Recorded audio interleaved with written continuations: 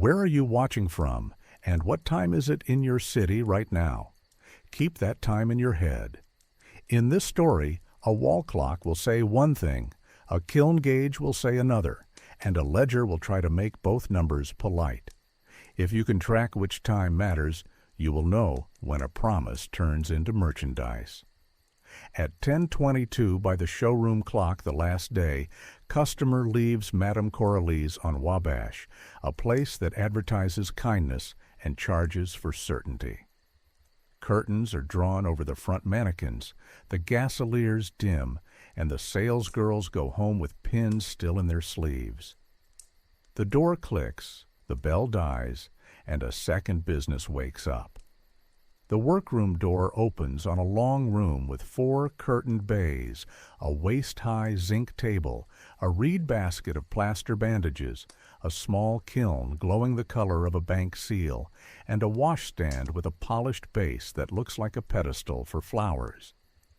The pedestal is not for flowers.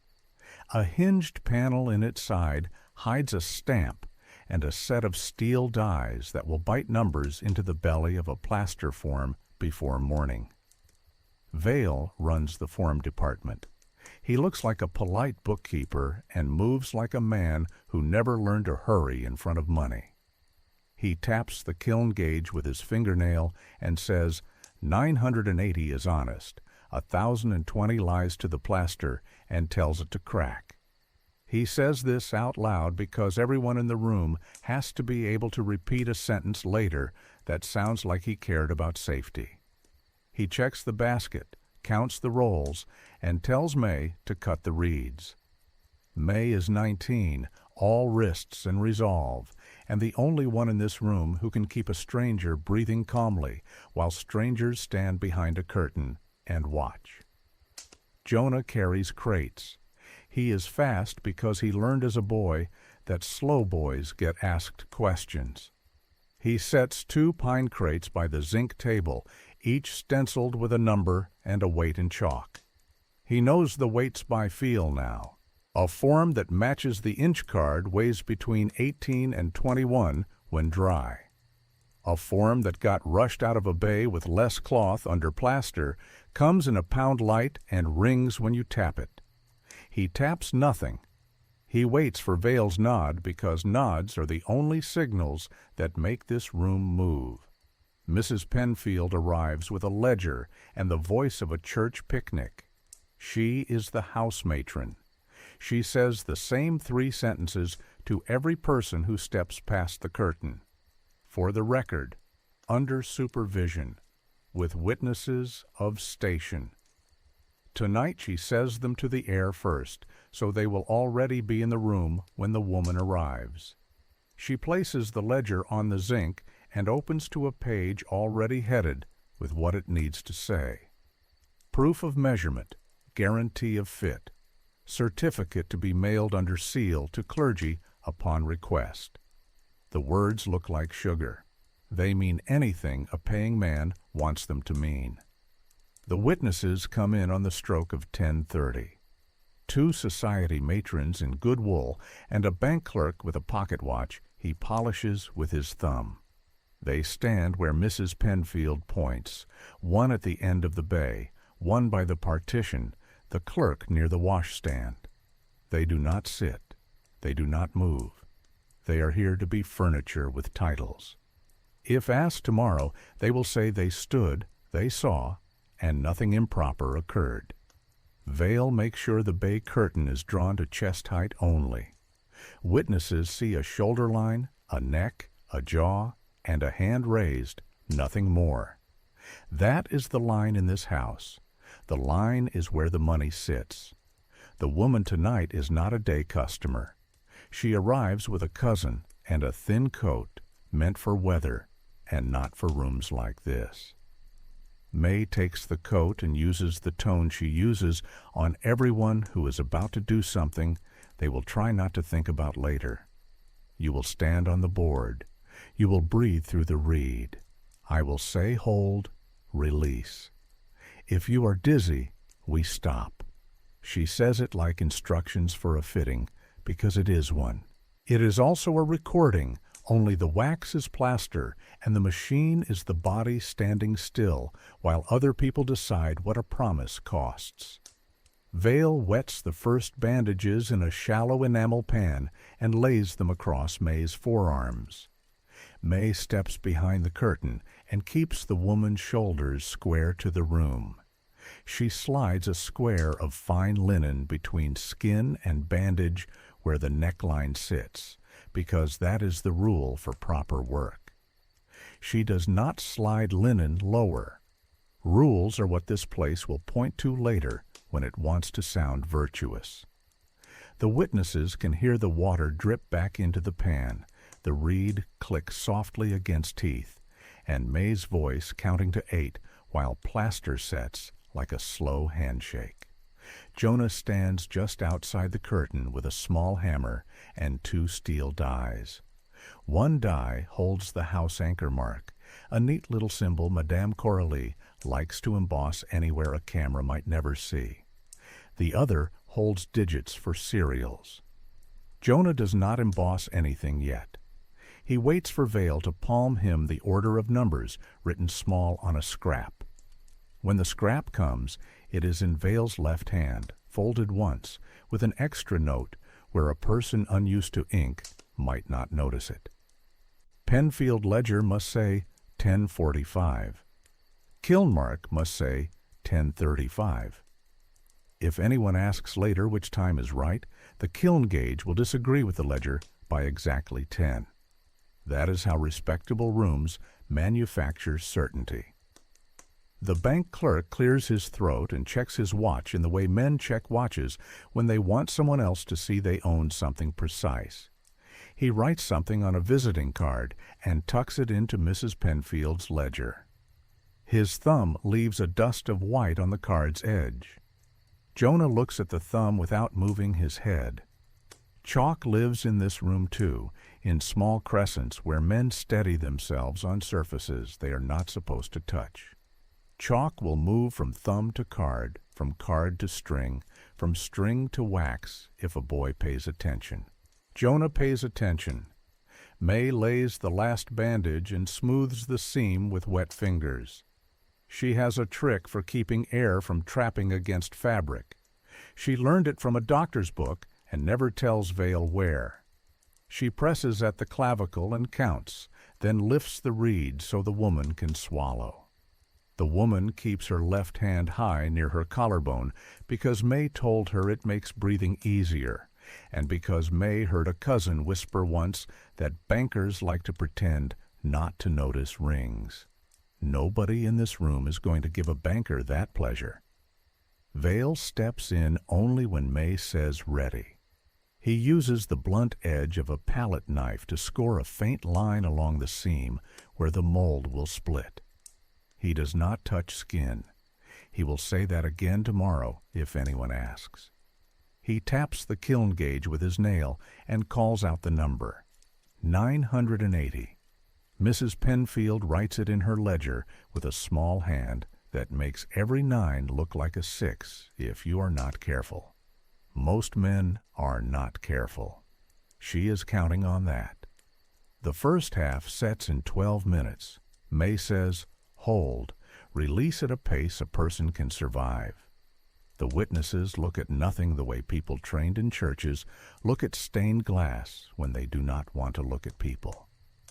When the plaster rings dull under a knuckle tap, Vale nods to Jonah. Jonah drops to one knee and lifts the half mold from the board with a practiced twist. It comes away clean because May had the sense to cut a relief at the sternum. Vale carries the half to the zinc and tips it gently. Water runs off in a line and puddles by the corner leg where the floorboards dip. Jonah inks the anchor mark with lamp black, places the die at the base, and taps twice. The anchor bites into the plaster with a dry click. Mrs. Penfield turns the ledger a 1/4 inch and gives the bank clerk a line like a ribbon. Please note that at 10:45 the first section was lifted and found proper under supervision. The clerk signs a letter without a date. He will fill it after the bank stamp tomorrow. He always does. The women behind the curtain breathe like people finishing a long set of stairs. May takes the second roll and warms it with her hands because warm plaster wants to behave. The room holds still, so the sound of bandage against skin will be the only sound anyone will remember if the wrong person ever asks them to describe the night. The second half sets faster because the room is warmer and the kiln kicks a draft. Vale checks the gauge. 990 now. He taps it and it drops to 980 again. He likes a gauge that can be bullied into telling the truth. He calls time for the room. 10:38. Mrs. Penfield writes 10:48. On purpose, the ledger wants to be later than the kiln. That is the rule tonight. Jonah writes neither time. He writes serials. Anchor 21:43. He does not add the second number yet because the second half has not been marked.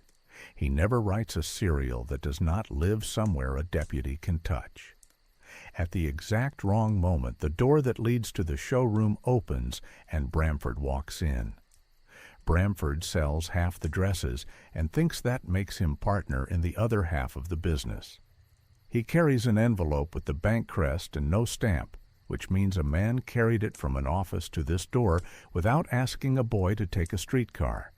He does everything too loudly except apologize. He says the client wants less cloth beneath, closer fit, make it exact. The word guarantee must feel like stone when a man touches it. Mrs. Penfield does not look up. She says the garment is proper as is. May says the bandage is down and cannot be relaid without harming the skin.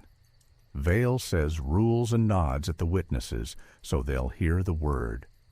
Bramford says the client is waiting on a corner with a cab and can be persuaded to be generous. Vale says the kiln is up, the mold is curing, and the department is closed until the morning fire you plan to start is out. Bramford laughs and then stops because he sees the bank clerk and remembers that he is not the highest authority in the room. May raises the reed again and touches the woman's wrist with 2 fingers the way a nurse counts a pulse.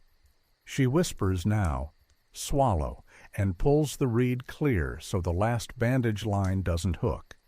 She keeps the left hand high near the collarbone because it kept the first half honest and because some poses make rooms behave.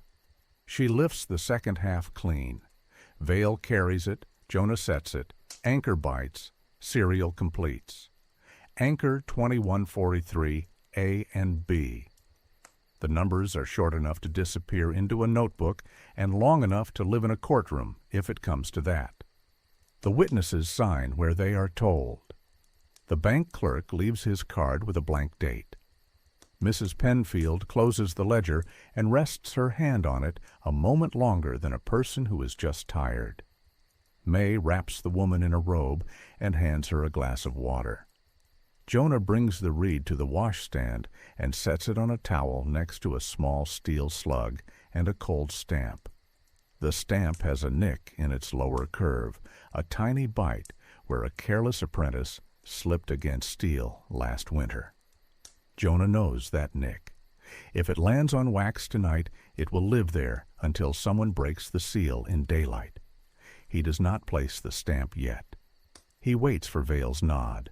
He always waits. Vale slides both half molds onto boards and into the kiln's mouth. He closes the door and writes the kiln's start time on a slate above the gauge. 10:46. The slate will say what the kiln says. The ledger will not. The difference is the point.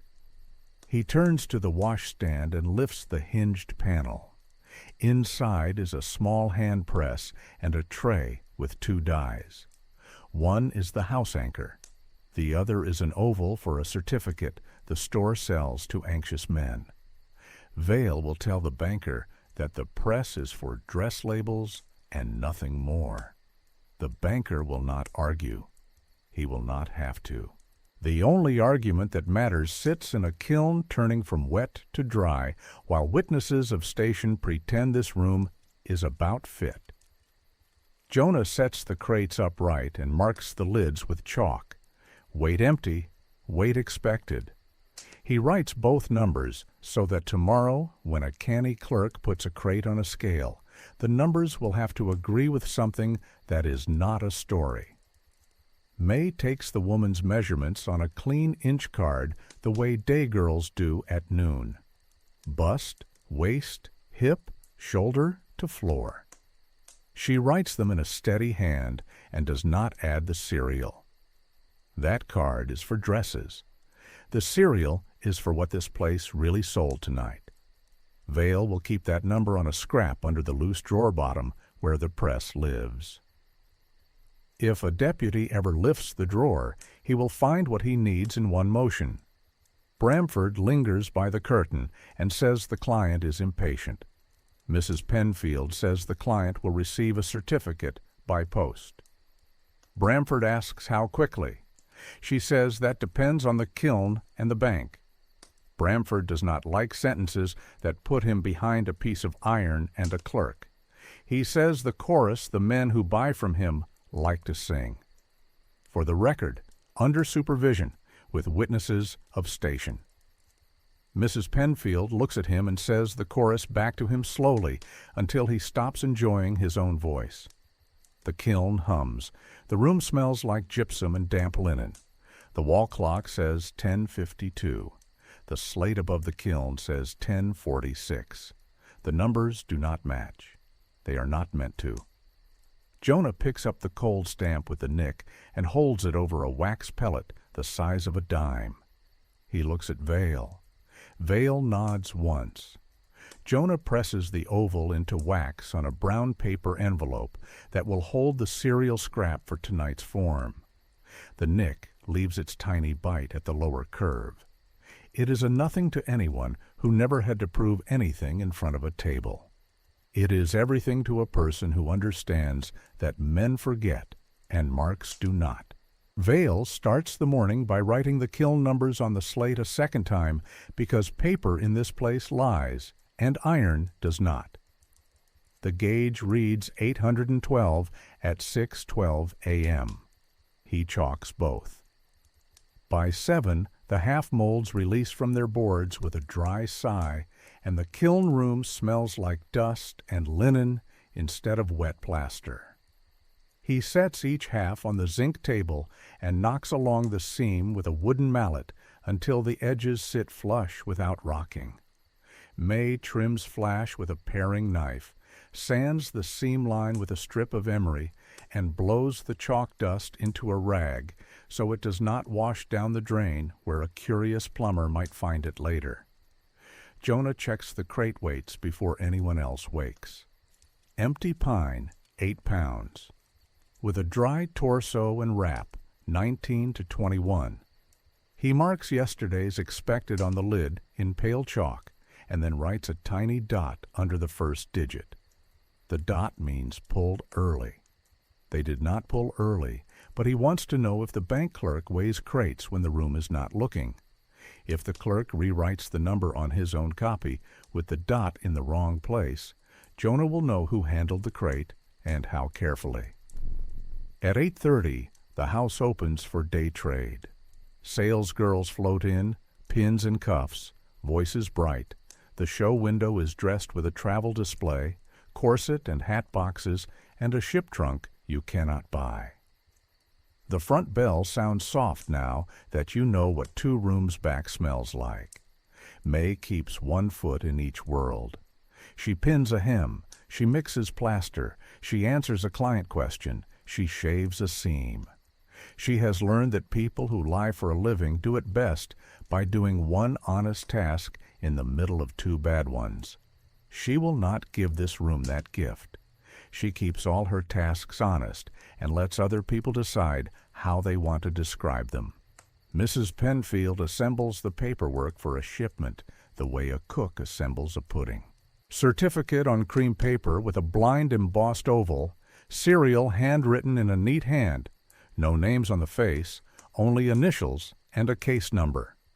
She slides a second sheet under it, a letter to a pastor who expects the language of uplift but only reads the name on the money line. She leaves the date blank because the bank stamp will decide what day virtue happened. She ties the packet with string, melts a wax pellet, and reaches for the oval stamp with the tiny nick in the curve. She pauses, turns to the washstand, and slides open the hinged panel that hides the hand press. She presses a dry impression on a scrap and checks the bite. The nick still prints. She presses the wax seal on the packet and impales it with that same flaw. Bramford walks through at 10 with a folded newspaper as if holding print makes him official. He asks if last night's form is out and ready to ship. Vale says the torso is cool, the seam is clean, the base is stamped, and the crate is chalked. The rest is the bank. Bramford dislikes hearing that a clerk decides anything. He flips the paper to a column that uses the word propriety twice and reads a sentence with the satisfaction of a man who thinks print equals proof. He folds the paper and tells Mrs. Penfield to advance the certificate directly to the pastor to avoid delay. Mrs. Penfield says, "We advance nothing." The bank endorses the packet. The express logs it. The pastor signs a receipt. If your client likes to jump, he can jump through those hoops, like everyone else. Bramford smiles too broadly, pockets the smile, and asks Jonah to bring the crate to the office. Jonah does not move. Vale says crate moves through shipping only. That is the rule in this room. It is how we stay open. At noon, the bank clerk from last night appears without knocking. He sets his hat brim down on the zinc table like he belongs there. The chalk crescent from last night lives on that brim now as a faint ghost. He produces an express tag and a carbon book and asks for the crate and the packet. He writes the routing from the ledger on the tag and stamps it with the oval crest. The S in the crest has a tooth missing in the lower curve, a flaw you can feel if you run a nail across it. He slaps the stamp on the carbon, then on the string tag itself. He asks for a crate weight. Vale reads off the chalk and repeats the number he wrote on the lid. The clerk repeats it back and writes it on his book. His pencil makes a small hitch when he reaches the first digit because the dot confuses him and he does not want to admit it. He writes the digit anyway and hides the hitch under a flourish. Jonah watches the flourish and files it. May carries the sealed packet to the counter with calm hands. The wax seal is clean, oval-centered, nick present. The bank clerk reaches to take it, and May lifts it a breath out of his reach and says, "Please sign for the pastor's column upon receipt as usual." He hates having to write under a girl's request. He signs anyway. He leaves with the crate, the tag, and a performative nod to Mrs. Penfield. He does not nod to Jonah. Jonah is not supposed to exist when men who sign books walk through rooms. The first hour after shipment is always quiet in a way that makes people talk too much. Vale uses that hour to pull the next appointment's inch card and match it to stock numbers. He checks the kiln door for warpage, the gauge for drift, the reed basket for quantity. He finds 3 reeds with hairline splits. He throws them out. He has watched too many people try to breathe through broken tools. He will not be one of them. At 2, a messenger from the pastor's office arrives with an envelope on heavy paper and no stamp. He asks that the house expedite tonight's certificate because a donor is visiting at noon tomorrow, and the pastor would prefer to speak in the perfect tense. Mrs. Penfield says we already posted yesterday's proof and copied your office as usual. The messenger says the donor likes 2 examples when he presents a new initiative. Mrs. Penfield says our forms cure on kiln time and our papers move on bank time. The messenger looks at the washstand and at the hand press panel and files a look that says he understands what he is meant to pretend not to know.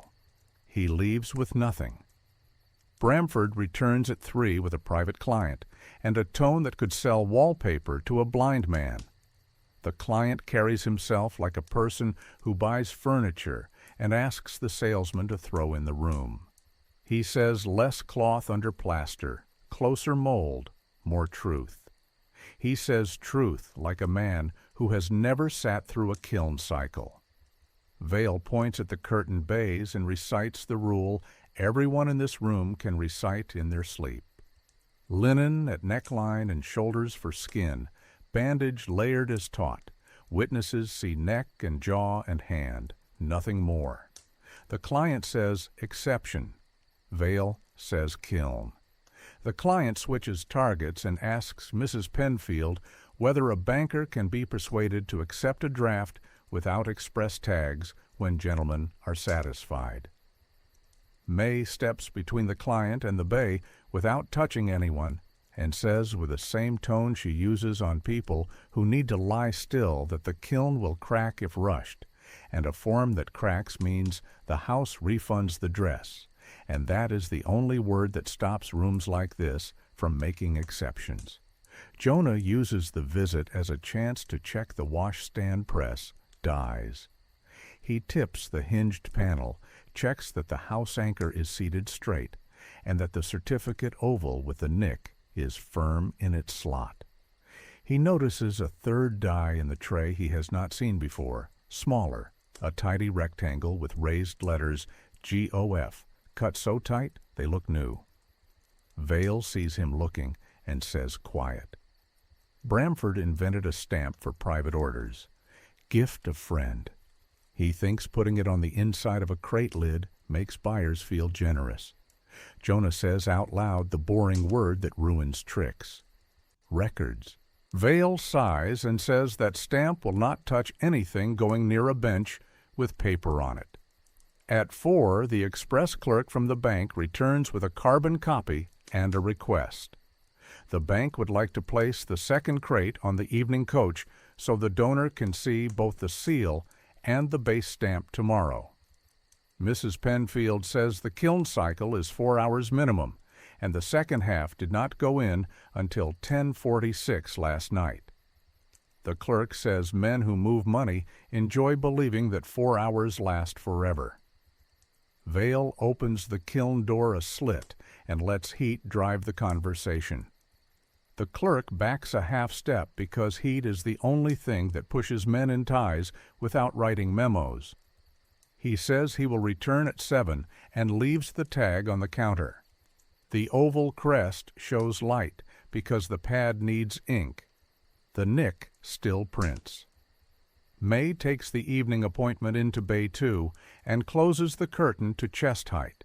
She answers questions with the same 3 sentences and teaches breathing. Jonah wets bandage with the care of a person pouring water near a wire. Vale checks the kiln again and writes the current number on the slate. 960. He will not push to 1020, no matter how fast Bramford says the bank can stamp. He would rather tell a manager no than open a kiln at midnight on a cracked form while witnesses of station practice a face they can describe to a pastor over tea. At 6:23, Jonah hears a detail he did not expect to hear in a quiet room. A stamp, heavy metal on fiber paper, not in this building. He knows the sound because he spent a summer at a printer, and the difference between a cold press and a live bank die is the difference between a knock and a bite. The sound comes from the office, not the kiln room. He steps to the door and sees Bramford at the desk with an oval die and a small pad, pressing impressions onto blank certificate ovals cut from the waste pile. He is making stock. He is not authorized to make stock. Jonah can taste how dangerous this is, because if a deputy ever asks why a stamp sat in 2 rooms and the marks did not agree, someone will say, boy, and that someone will not mean a manager. May lifts the second half from Bay 2. The witnesses sign, the matron writes, the base takes the anchor, the serial picks up its B. Vale carries both halves to the kiln and interrupts Bramford by existing. He closes the kiln and says the room is closed for private customers. Bramford says a gentleman requires less cloth next time. Vale says the rules are printed. Bramford says the bank will be pleased. May says the bank will be satisfied when the crate weight matches and the date on the oval matches the slate. Mrs. Penfield says everybody in this room can write one sentence in a ledger. Tonight ours will match at Chambers if anyone asks. Bramford takes the hint that men with stamps lose arguments in rooms with gauges. At 7, the express clerk returns with his book and his string tags and his sigh. He writes the crate number, the weight, and the routing. He slaps the stamp light because his pad is dry. May adds a second impression to the underside of the string tag because 2 weak stamps look like doubt. The nick bites twice. Jonah sets the crate on the scale. The needle agrees with the chalk exactly.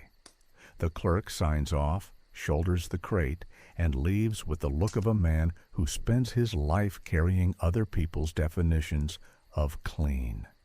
By 8, the day girls are gone. The showroom goes dim again. May scrubs the enamel pan and lays fresh bandages to soak. Vale resets the kiln for a slow overnight draw. Mrs. Penfield totals the day ledger, then rewrites 2 lines so the column numbers add to the right number on the last page. She writes neatly.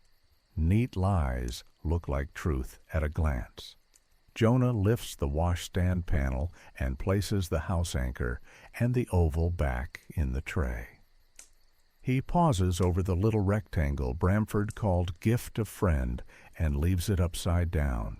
If anyone asks tomorrow why an unauthorized stamp left no marks, he will be able to say, because it sat the wrong way in the tray all night. The front bell rings once, not a customer. A runner with an envelope for Vale. He opens it at the zinc table. Inside is a note from the bank, 3 lines, tight hand. Kindly accommodate a second inspection tonight with reduced linen to ensure the certainty our donor expects. Vale sets the note down and looks at the slate. The slate says 970. The room says rules. The bank says less cloth. The only way through is more proof than anyone in this business ever expects from a workroom. Vale tells May to keep the reeds ready, tells Jonah to bring the record scrap with the serial and the chalk, and tells Mrs. Penfield to prepare duplicate tags for the express. If someone is going to move the line, the kiln cycle and the tags and the nicked S on a stamp will pin that move to a time and a weight that cannot be argued away. The second inspection was not announced. It arrived as a folded banknote left under the shop door, the kind of paper that thinks it can change the temperature in a room. Kindly accommodate a second inspection tonight with reduced linen. Vale read it once, then set it under the kiln slate as if weight could pin down intent. He told May to cut 2 extra reeds. He told Jonah to prep 2 tags, one that would travel, one that would stay. He told Mrs. Penfield to copy her own ledger line by hand so no one could say a typewriter misheard the time. By 9, the showroom was dark again and the workroom awake. The 2 society matrons returned with the polite stiffness of people dressing themselves in virtue. The bank clerk came himself tonight, not a runner. He set his hat brim down on the zinc and left a faint crescent of chalk where his thumb always rested. Bramford drifted in with his salesman grin and a client behind him, a man who practiced lateness like a superior language. The client stopped at the mouth of Bay 2 and spoke the only word he had rehearsed. Closer. May did not negotiate with a single word. She lifted the curtain to chest height and spoke to the woman as if the two of them were in an empty room. "You'll stand on the board. Your left hand stays high so you can breathe. Linen at the neckline and shoulders. We go on my count." She slid a square of cloth to the place modesty starts and set the reed to the woman's lips. If the matrons were watching for scandal, all they got was a lesson in pacing. Vale tapped the kiln gauge and called the number like a stage manager calling a cue. 979. He chalked it on the slate above the door and wrote 1031 beneath it, the moment the first half could safely lay without cracking. The bank clerk pretended to write the same number on a card. Vale watched him copy the wall clock instead, because men who carry stamps prefer the time that flatters them. Bramford leaned on the washstand and made accuracy sound like mercy. "Less cloth reads truer," he said, as if truth were a thing you get by subtraction. May kept the water warm and ignored him. Inside the bay the sounds were ordinary and exact. Bandage dipped and pulled, water sheeted off the end and tapped into the pan. The reed clicked lightly against teeth. May's voice marked the beats. Hold. Release. The woman's shoulders dropped on 4, rose on 5, stayed steady when May asked for 8. Vale listened from 3 steps away for the wet peel he had heard in other rooms, the sound of skin taken when linen was denied. He did not hear it. He called time and wrote it. The bank clerk wrote a later time and blinked, already forgetting which number belonged to iron and which to paper. The client tried to move the line with posture. He slid one shoe under the curtain's shadow and reached as if to adjust fabric. The motion was small and practiced. May answered with gravity. She set the enamel pan exactly where his toe wanted to go. Water lapped the rim. He stepped back because shoes hate wet edges. By the time he recovered, she had laid the first strip across the sternum over linen and smoothed it flat with the heel of her hand. The matrons saw a nurse's competence and a steady jawline. The bank clerk saw a clock he preferred. The client saw only that the room had not obeyed. Vale came in for the lift when May said ready. He scored the seam with the blunt knife, pressed at the clavicle to break suction, and slid the half free without pulling skin. He carried it to the zinc, and Jonah inked the house anchor. The die bit twice. Dry, fast clicks. Jonah flipped the base, tapped again, and wrote the serial in his small, careful hand. Anchor 2144A. He tucked last night's scrap with 2143 beside it under the washstand panel so the numbers would sleep in the same place until morning. The second half was where promises are always tested. The client stood closer this time, careful not to touch, using his gravity like a hand.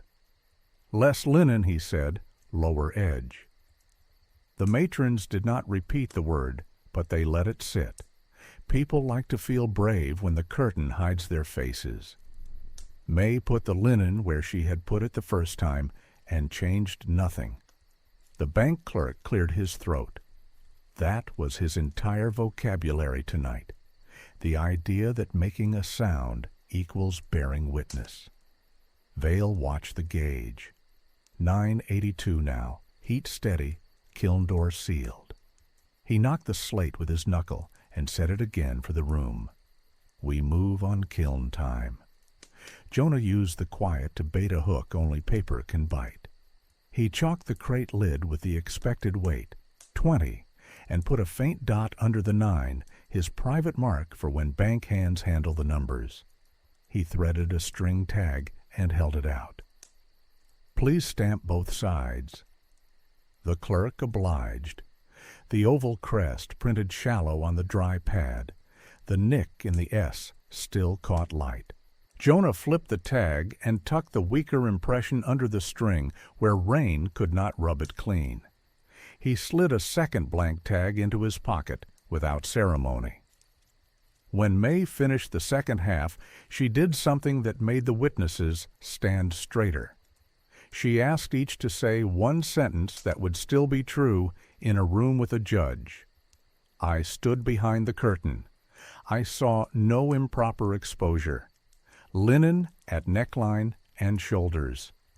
The matrons repeated her words gratefully, relieved to be coached into truth. The bank clerk said he did not look at the body, only the times. It sounded righteous. It also sounded like a man who knew which parts of a story are safe to own. Vale opened the kiln door a hand's width and slid both halves in. He wrote 10:31 on the slate because the kiln would remember even if no one else did. The wall clock said 10:40. The bank card said 10:40. The slate kept its own counsel. Bramford let the hinged panel of the washstand fall open and set a small rectangular die into the press, gift of friend, his private flourish for gentlemen who wanted to feel generous while buying leverage. Jonah placed one finger on the press bed. "Not on a cereal crate," he said. Vale closed the panel as if the room had a window and a draft had found it. The express clerk arrived earlier than usual, hands raw from the alley. He checked the lid, checked the chalk, checked the weight on the scale, even though the crate was still empty. He wrote the routing and stamped the tag with a light hand. May ranked the pad and asked for a second impression. The nick printed darker. The clerk wrote his initials beside the time that matched the slate, not the wall. He left to warm his fingers. Useful men always know which door leads to heat. The kiln stayed steady, the only honest clock. The client paced twice and then tried a last angle. You could press the certificate now and date it in the morning. Mrs. Penfield had been waiting for that exact indecency. She set the oval seal by the press and held it over wax without lowering the lever. "The pastor's office prefers dates that match heat," she said. "If you can change that, speak to the sun." The bank clerk smiled like a person trying not to blink in a photograph. He wrote nothing.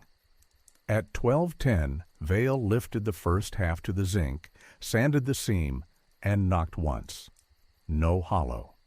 At 12:14, the crate took the torso, and the scale needle settled at 20 without a twitch. Jonah wiped his dot away so the number everyone could see matched the number the clerk would sign. The express book opened, the stamp bit, the nicked S printed clean. The clerk signed and tucked the tag's loose tail under the knot, like a man closing a small gate. The room felt lighter by exactly the weight of a torso. The client asked for the seal again. Mrs. Penfield brought the packet, warm wax ready. She lowered the die and let the tiny nick take a bite out of the bottom curve. She turned the packet so the bankman could see it. He nodded as if he were the one teaching people how proof works. Bramford took his chance and slid the unauthorized rectangle forward with one finger, pretending to tidy the tray. Jonah said not tonight without looking at him. Vale closed the panel and locked it with the dull click that ends arguments. When the alley door shut and the room began to cool, Vale went to the telephone. He did not call the police. He called the chamber's clerk who liked straight numbers. "Shipment 1214, he said. "Slate matches. Tags stamped. Please hold a preservation order for 9 a.m. Bank ledger, our press die. Crate to be opened on a public table." The clerk asked for the mark. Vale said the nick in the S. The clerk said, "See you at 9," and hung up. Bramford stepped back in as if he had misplaced his smile. "Everything orderly?" he asked. Vale said the kiln held. May said the linen held. Jonah said the tag held. Mrs. Penfield shut her ledger and gave him the only sentence that made him swallow. If anyone wants the truth to look tidy, they should ask the kiln to lie. The gauge ticked down a single degree. The slate kept both numbers. The crate sat where a deputy would be able to put his hand on it without asking permission. The room waited for daylight. The order is read at 9:02 with the front door still locked and the showroom dim. The chamber's clerk comes himself with a deputy because he knows what happens when paper arrives late to rooms that like to move fast. By direction of the court, preserve and produce the bank's express ledger entries tied to these crates, the hand press and dies used to mark certificates, and any forms or parts shipped from this address since yesterday noon. The clerk sets a folded sheet on the zinc. He does not clear his throat. He does not ask permission. He looks at Vale and says, "Show me the slate." Vale walks him straight to the kiln wall. Slate. 10:31 start, 10:55 first lift, 12:14 crate out. Kiln gauge chalked again at 6:12 this morning, 812. He keeps his finger on the numbers while the deputy copies them and writes by slate in the margin. The wall clock says 9:14 because someone wound it last night and never set it. The clerk does not write the wall time. He taps the slate with the back of his pencil like a conductor tapping a music stand. This is the clock for today. Mrs. Penfield opens her ledger to yesterday's page and places it beside the slate. Her lines are neat. The times are not the same.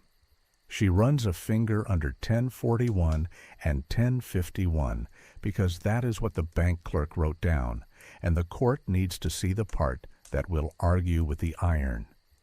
The deputy copies both columns and labels them as if he were shelving books.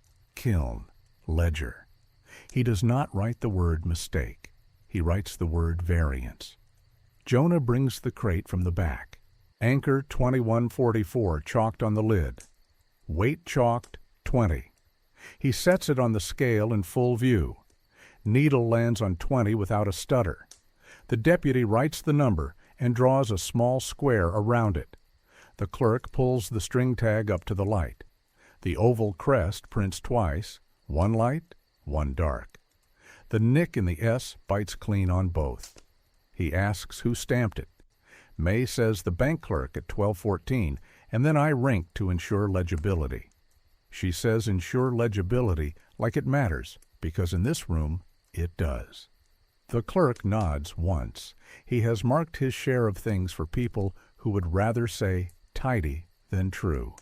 The bank clerk arrives angry that the street let him walk like everyone else. He stops when he sees the deputy, smooths his tie, and says he is happy to assist the court. The deputy says sign under the times you wrote. The clerk signs where his own hand already lives. The clerk sees the nick in the S and pretends not to look. The deputy writes down pretended not to see and underlines it without looking up. Two matrons arrive at the back door together because someone sent a boy to their houses before breakfast with a note that said, "You will be asked to say exactly what you saw." They look relieved to be told which sentence to bring. May positions them by the partition where they stood last night and asks the question in front of the clerk, so the answer will be owned. Say the sentence that will be true whether a printer sets it or a pastor reads it. They do. I stood behind the curtain. I saw no improper exposure. Linen at neckline and shoulders. The clerk writes the sentences verbatim and labels them witness statements. 2. Bramford arrives too late to stage manage anything. He tries anyway. He tells the deputy that private customers expect privacy and that a respectable establishment can satisfy both modesty and the court by conducting this business after closing. The deputy points at the order and says the court named this address and this hour. Bramford does not have a sentence ready for that. He changes subjects to efficiency. He says the bank prefers to move proofs quickly when gentlemen are satisfied. Mrs. Penfield says the bank can prefer the sun to rise earlier. It does not. The client from last night arrives with a coat you can price from across a room and the face a man uses when he thinks the government is a salesman in a cheaper suit. He asks what can possibly be learned by opening a crate. The clerk says names of tools, marks of hands, agreement of weights, and whether a die bit the way it always bites or the way a favor bites when pressed in a rush. He turns to Vale. Open. Jonah pries the lid with a slotted screwdriver and lifts the panel. Inside, straw wrap, a muslin sheet, a torso base up on a board. Anchor 2144, A and B stamped crisp. No hairline cracks at the seam. The deputy draws the anchor symbol in his notebook with an X where the feet of the mark meet. He writes serial complete. He asks for the previous crate. Jonah brings 2143 from the shelf and sets it beside 2144. Same anchor, same hand. 2 nights in a row makes a pattern, not an accident. The clerk says, hand press. Vale opens the washstand panel. In the tray sit 3 dies, the oval with the nicked S, the house anchor, and face down, the small rectangle Bramford wanted. Gift of friend. The clerk picks up the oval, turns it so the nick catches the light, sets it in the press, and makes a dry impression on scrap. He holds the scrap next to last night's seal on the certificate packet. The bites match. He looks at the rectangle and then at Bramford. Did this touch any crate with a serial? Bramford begins the sentence no and stops at the eyebrow the clerk lifts an inch. Jonah says it face down all night. The clerk makes a second dry impression on a separate scrap with the rectangle and writes unauthorized mark, not used. He slides both scraps into an envelope with the tag that carries the nicked S and a copy of last night's packet seal. A clerk knows how to pack a story so it stays true. The bank's expressman appears with his ledger because the order named his desk. He stands at the zinc with his cap in hand while the deputy points to the line he wrote at 12:14 and asks him to read it out. He reads properly, even the parts he does not like. Routing number, crate weight, time, initials, stamp. The deputy places the upside-down tag Jonah stamped on the bench next to the ledger. Nicked S, same nick, same die. The bank clerk shifts, hating being caught between 2 desks that agree when he wants them to disagree. The client asks a last clean question, maybe the only clean one he has. Does any of this say anything about a person's character? The clerk answers as if he were closing a drawer. It says where a mark was made, when, by whom, with what tool, and what it weighed. Your opinion about character is not on the tag. It is on you. The deputy asks for a demonstration of the line in the bay. May lifts the curtain to chest height, picks up a linen square, and stands where she stood last night. She does it with the calm of someone who refuses to be embarrassed for doing a job correctly in a room that tried to move the furniture around her. She explains breathing through the reed, shows where the cloth sits, and points to the rule printed on the wall above the basin. In small type, nobody looks at because they think they already know what rules say. Linen at neckline and shoulder. No variance. The deputy copies the sentence and draws a small rectangle beside it so no clerk will miss it later. The clerk turns to the bank. He lifts the bank card from the ledger with 2 fingers, looks at the blank date line, and sets it down on the zinc next to the certificate packet with the seal. He says, "Press the date now while we all look." Mrs. Penfield lowers the die onto the wax on a fresh slip and brings up 12:14 as if she were weighing flour. The nick prints at the curve clean. The bank clerk initials next to the time he thought he could float. He does not like how ink feels when it belongs to someone else's order. Bramford reaches for the rectangle again, the reflex of a man trying to get one small thing to go his way in a room where nothing is. The deputy places his palm on the tray and shakes his head once, the kind of no that ends a paragraph. Bramford takes his hand back like a boy told to leave the tools alone. The client watches because he is finally learning which part of this business is not for sale. He looks smaller with his coat on than he did with his words. The deputy asks whether any other crates left in the last week. Jonah points to the shelf, 3 empties with chalk ghosts on their lids and 2 full crates mid-shelf. The deputy asks for the chalk numbers. Jonah reads them and then reads the dots that are not there. He explains the dot he sometimes writes under a 9 when bank hands change chalk to pen. The clerk smiles for the first time today, the quick smile men who like numbers get when they meet someone else who uses marks like sentences. He writes boys dot code, explains variance, and circles it. The room empties the way a pot cools. Edges first. The matrons leave standing straighter because they said a sentence right. The client leaves without a certificate to wave at breakfast. The bank clerk leaves with his hat in his hand and chalk dust ghosting the brim in the same crescent as always. He rubs it and it does not go. Chalk is a kind of honest nobody argues with. The express man leaves with a copy of a page that will live longer than his shoes. The deputy leaves with a crate inventory and a press impression and a habit he will carry to other rooms when people say tidy instead of true. When the door shuts, the clerk lingers a moment. He looks at the slate, the ledger, the tags, the seal. He looks at May's hands and Jonah's chalk and Vale's gauge. He says none of you said hero out loud, and that makes this easier. He tells Mrs. Penfield to keep the ledger open to today until the bailiff says otherwise. He tells Bramford that if any private stamp touches a crate again, the court will consider it a flag, not a flourish. He tells the bank to expect a request for a reconciliation with times by tag, not by memory. He nods at the washstand panel and says, "Leave it open for now." He pockets the 2 dry impressions and is gone. Bramford tries one more time to act like the way a room feels belongs to him.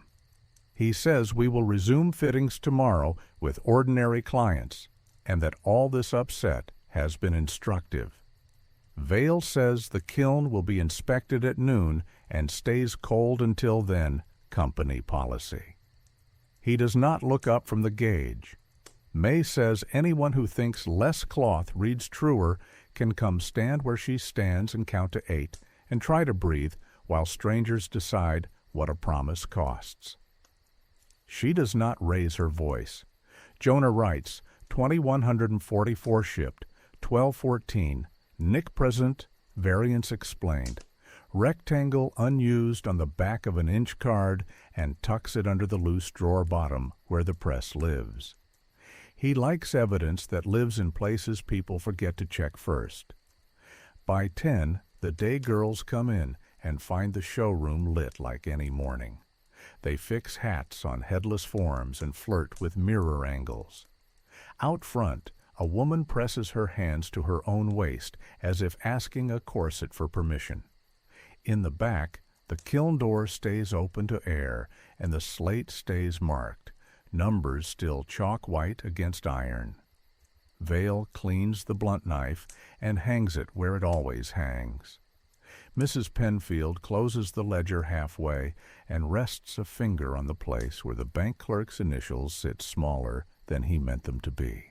May folds a linen square and puts it in her pocket. She will carry it all day like a person who carries the right word in case a room forgets how to speak. Jonah tips the washstand panel closed and ties a simple knot over the latch that takes 2 hands to untie. He lays the unauthorized rectangle die face down again and writes a tiny dot in the corner of the tray for himself. Vale checks the gauge once more and leaves the chalk on the sill. When the bell on the front door finally rings for customers, the room behaves. That is not justice. It is what happens when marks and weights and times are made to agree in daylight. If a man wants to buy tidy now, he will have to find a different room where iron doesn't talk.